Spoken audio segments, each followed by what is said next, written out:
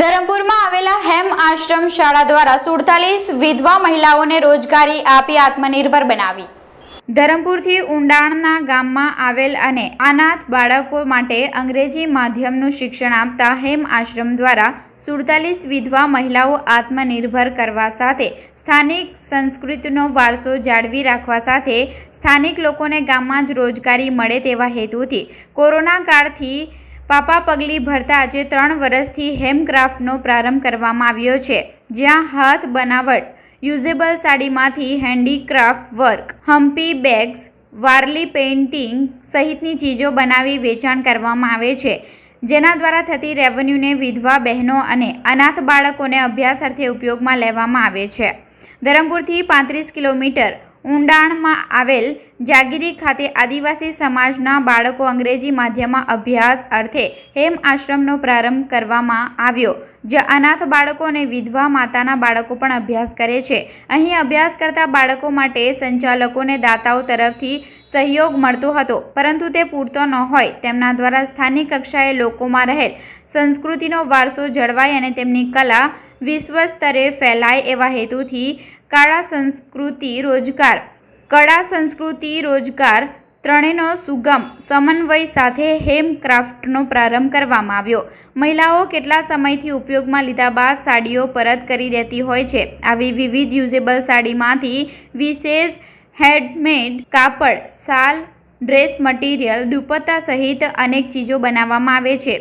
આદિવાસી જાતિ વારલી સમાજના લોકો માટે ઉત્સવો, રહેણી કહેણી પ્રસંગોને ચિત્રોમાં ઉતારવાની કળા એટલે વારલી આર્ટ, જેને વધુ પ્રોત્સાહન મળે અને ગ્રામીણ કક્ષાએથી આ કળા વિશ્વ સ્તરે જાય તે માટેની પણ કામગીરી શરૂ કરવામાં આવી છે। એમ તો અમે આ કામ 14 વર્ષ પહેલાં ચાલુ કર્યું હતું। આનો મેઇન ઉદ્દેશ્ય છે, અમે સંસ્થા ચલાવીએ છીએ, 383 છોકરાઓને ભણાવીએ છીએ, પરંતુ એનો ખર્ચો બહુ વધારે થતો હતો અને અમને એટલું દાન નહોતું મળતું, એટલે અમે વિચાર્યું કે કેમ અમે કંઈક અહીંથી જ ઊભું કરી શકીએ, અને એટલે અમે એવું વિચાર્યું કે અહીંયા લોકલી આદિવાસી વિસ્તારમાં શું બને છે, હે ને। તો હું જાતે વારલી જાતિનો છું, અમારી પેઇન્ટિંગ છે જે બહુ પ્રખ્યાત છે, એટલે અમે વિચાર્યું કે છોકરાઓ છે, કેટલાક વડીલો છે, વારલી આર્ટ શીખીને મોટા થયેલા છે, હે ને, તો કેમ નહીં એને અમે બીજા દેશોમાં કે ગુજરાતની બહાર પણ વેચીએ।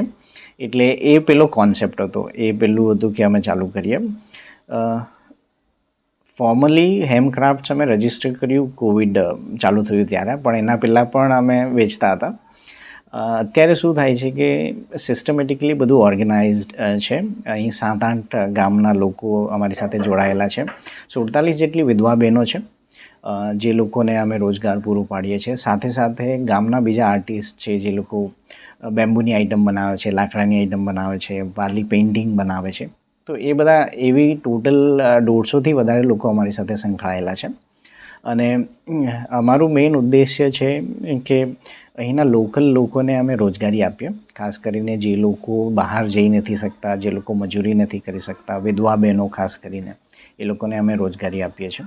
અને આ બિઝનેસ પાછળનો આખો ઉદ્દેશ્ય એ છે કે અમે અમારી સંસ્થા છે હેમ આશ્રમ, અહીંથી જે કમાવીએ છીએ એમાંથી અમે 383 છોકરાઓને ભણાવીએ છીએ મફતમાં इंग्लिश मीडियम स्कूल में, ये लोगों ने साथे राखिए छे। हमारे जितने भी प्रोडक्ट हैं सारे हैंडमेड हैं, इको फ्रेंडली हैं और सस्टेनेबल हैं, जो कि आजकल बहुत ज़रूरी है। हम अगर देखें फ्यूचर में, अगर हमने इन तीनों चीज़ों का ध्यान नहीं दिया, इको फ्रेंडली प्रोडक्ट्स की तरफ अगर हम नहीं गए, तो फ्यूचर में बहुत सारी दिक्कतें आ सकती हैं। मैं बात करूँगी प्रोडक्ट्स की कि हमारे पास क्या क्या प्रोडक्ट्स हैं। तो जो हमने स्कार्फ्स बनाए हैं, दोहर्स हैं, स्कार्फ्स हैं, हमने उसमें रिसाइकल साड़ी यूज़ करी है। रिसाइकल साड़ी मतलब पहनी यूज़ करी हुई साड़ी को हमने लिया है, उसको स्टिच किया है और हाथ से उस पर कांथा स्टिच करी है।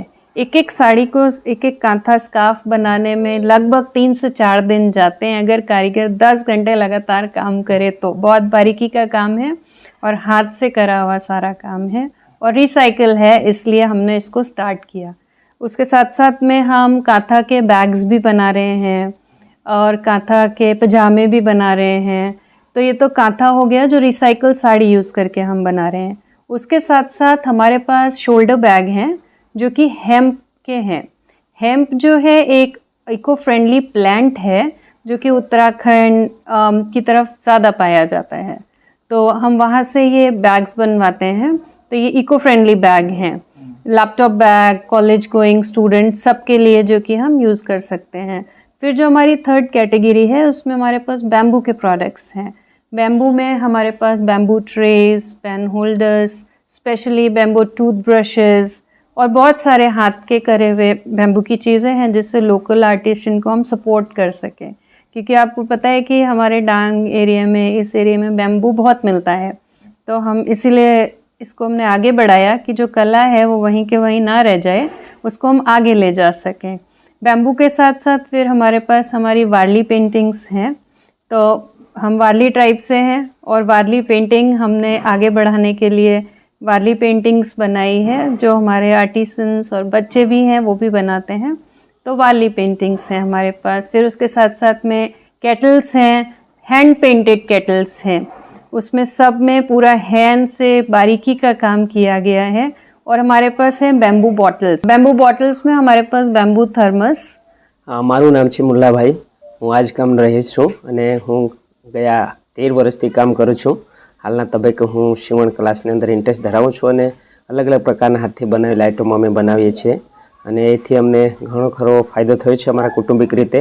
અમારા કુટુંબમાં સારી મદદ મળી છે અને એના લીધે અમે અહીંથી બીજી જગ્યાએ કામ કરવા મારે જવું નથી પડતું, પણ અમે અહીંયા જ રહીને અમે જે હેમમાં અમને જે કામ મળ્યું છે એનાથી અમે ખુશ છીએ। મારું કુટુંબ ચલાવે છે, સાથે સાથે ગામના શ્રમિકોને પણ અહીંયા મળે છે અને એ લોકોને કામ મળીને અમે બધું સાથે મળીને અમે સૌ સાથે મળીને અમે કામ કરીએ છીએ। અમે ઘણા ખુશ છીએ। મારું નામ નીતાબેન રાજલભાઈ ભગરિયા છે। હું બાજુના ગામ નડકધરીથી આવું છું ને અહીંયા 4-5 વર્ષથી કામ કરું છું। અહીંયા અમે છે ને સાડીના દુપટ્ટા બનાવીએ છીએ, પછી આ બધું કામ કરીએ છીએ, પછી આ વારલી પેઇન્ટિંગ એ પણ કરી શકીએ છીએ। અમારા છોકરા ભણે છે, અમને બધું પૂરતું થઈ રહી છે અહીંયાથી, એટલે અમારે બીજી જગ્યાએ જવાની જરૂર નથી। અહીંયા જો આનું હોય તો અમારે વલસાડ બાજુ જવું પડે, પેલું કડીએ કામ જવું પડે, એટલે બહુ મુશ્કેલી પડે। ઘર માટે બહાર જવાની જરૂર નથી, ઘરથી જ ઘરકામ તરીકે આ બાજુ આવીએ છીએ, આ બધું સાડીનું કામ કરીએ છીએ।